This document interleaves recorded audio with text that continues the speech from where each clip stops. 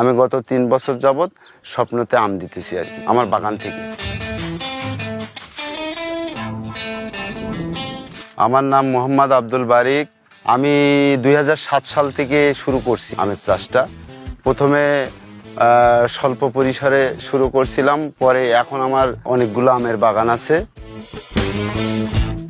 এখানে আমার আম আছে, গোবিন্দভোগ আছে, গোপালভোগ আছে, হিমসাগর আছে, ল্যাংড়া আছে, রূপালী আছে, বাড়িফোর আছে, ব্যানানা আছে, কাঠিমন আছে, সব জাতের আম আছে। গোবিন্দভোগ আর গোপালভোগ ডিসেম্বর বা জানুয়ারির দিকে মুকুল আসে।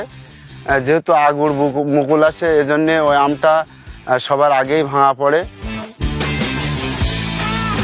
কেমিক্যালের কোনো সিস্টেম নাই, কোনো কেমিক্যাল ব্যবহার করা হয় না, এমনি প্রাকৃতিক আবহাওয়ায় আম বড় হয়। আমি একটা আম মনে করেন পরিপক্ক না হলে পারি না। একটা গাছে মনে করেন আম আছে 20 মণ, তার থেকে যদি 5 মণ পরিপক্ক হয় 5 মণই পারি। আমের কষের হিটে আম পাকে। আমি চাষ করলাম, আমার আম ঢাকা শহরে যাচ্ছে, আমি শুনলাম আম বিদেশেও যাচ্ছে।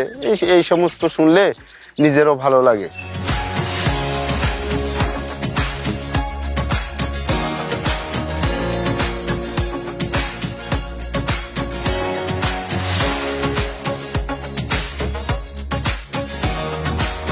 আম নিয়ে আসছি সাতক্ষীরার।